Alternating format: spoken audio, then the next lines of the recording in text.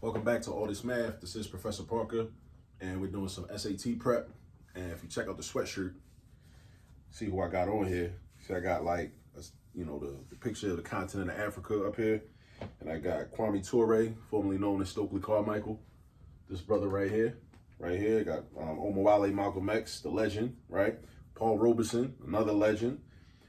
Imam Jamil Alameen right here, formerly known as H. Rap Brown, who is still a political prisoner. Respect to him.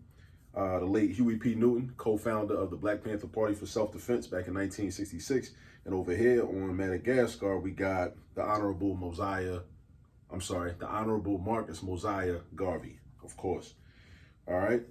Just some people to learn about if you're not already familiar. And even if you are already familiar, some people to read up on again or read up on some more. All right. So look, we're doing some SAT prep. And this is important. If you're a high school student, seeking college entrance because you want scholarship money. So you want to make sure you have the highest SAT score you possibly can, right? If you're applying to a college that accepts the SAT, right, as one of their criteria, you definitely want to do the best that you possibly can. Now, take a look at this problem, though. I see if and I see then. One thing I want to talk about before we actually get into the problem is that if-then statement really is preparing us to understand consequential thinking. A lot of people make poor decisions in life. A lot of adults make poor decisions. A lot of young people make poor decisions because they don't think in terms of consequences. They're not thinking consequentially. Again, people always ask this question: what's the point of learning math? Why should I learn math? Why I got to do this? One of the many things that math does for us is it helps us develop our consequential thinking.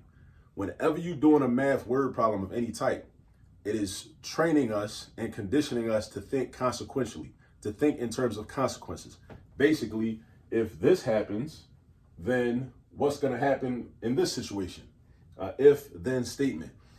As people, if we constantly think about our actions that way, we constantly think about them in terms of the context of what's going to happen if I do this? What's going to happen if this person does this? What's going to happen if this government does this? What's going to happen if this corporation does this? Then we'll be better prepared for what actually ends up happening.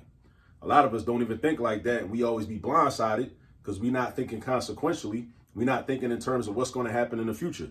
Math prepares us to do that, whether you realize it or not. You see it right here in this SAT prep question.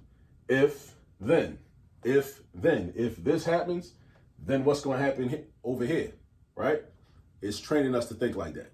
All right. So that's a real world connection. People always be saying like, why I got to learn this? What I need to know this for? When am I ever going to use this in real life? Being able to think consequentially is something you should do every day of your life in order to make better decisions. But anyway, as I digress, let's get back into the problem. The problem says if 2x minus 3y equals 3, then find 16 to the x power over 64 to the y power. First and foremost, this problem looks a little crazy. The reason that it was kind of easy for me is only because I see these problems all the time, right? I got exposure. So what you want to do is you want to practice a whole lot of SAT prep questions so you'll be familiar with them. You also, sometimes you just got to just start breaking stuff down and rewriting stuff and then just see what happens. So sometimes with math problems, you got to just experiment. Just like in science, scientists make experiments. They experiment with different things. They change variables up. They switch up different chemicals and try to figure out what's going to happen. Again, consequential thinking. What's going to happen if they do this or do that? What's going to be the outcome? What are going to be the consequences? So look, I would look over here and something just tells me, just like my intuition, it kind of just tells me like, yo, do something with that 16 and that 64. I can't really do nothing with this. I mean, I could solve for x, right? And get an expression in terms of y that x is equal to, or I could solve for y and get an expression that y is equal to in terms of x. I could do that, but I'm looking over here and I'm like, you know what? I want to do something with that 16 and that 64. Now, what I can't do is just simplify 16 over 64 and forget about these x's and this x and this y. I can't do that because that violates the order of operations. Order of operations says we deal with the exponents first before we do any division. So, but what I can do is I could rewrite 16 as a base of 4, and I could rewrite 64 as a base of 4, and I could just see what happens. Let's just see what happens. I'm just experimenting. You know what I'm saying? I'm just experimenting. I don't know if that's going to help me. I don't know if it's not going to help me, right? At least when I first did this problem, I didn't know if it was going to help me. So look, if I do this, right? If I change the 16 into 4 to the second power, right? Now I got 4 to the second power to the x power. And I do the same thing with 64. I rewrite 64 as a base of 4. So I'm wondering, like, okay, 4 to what power is equal to 64? 4 to the third power, because 4 times 4 is 16. 16 times 4 is 64, right? So 4 to the third power, right? That's how many 4s in that multiplication sentence. So I got 4 to the third power to the y. And then I'm like, hold up. I noticed something. This says 2x minus 3y equals 3.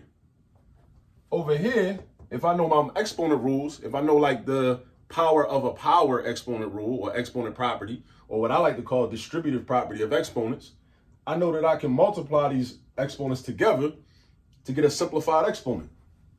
So that's going to become 4 to the 2x, and that's going to become 4 to the 3y, right? See, Sada wrote her name over here, right? So 4 to the 2x over 4 to the 3y, right? And then we got, let me see. Yeah, 4 to the 2x over 4 to the 3y. And then, what do we do after that? Okay, so we're going to do the division property for exponents, right? That's what we're doing next. We're doing the division property for exponents next, right? Division property for exponents. So division property for exponents, when my bases are the same, whenever my bases are the same, I subtract the exponents. That's what I do. I subtract the exponents. So, and we go top down. So that's going to give me, right? That's going to give me this. Let's go over here. 4 to the 2x minus 3y. Now that's what I know. Like, how does that help me? That's what you got to think of. Go back to the beginning. It said if 2x minus 3y is equal to 3, then what is this over here? All of this equals this. And this right here is the same thing as a 3. So that's 4 to the third power. I'm sorry, that's supposed to be a 3. 4 to the third power is not 12. It's not 12. It's not 4 times 3. It's 4 times 4 times 4. 3 4s. 4 times 4 times 4.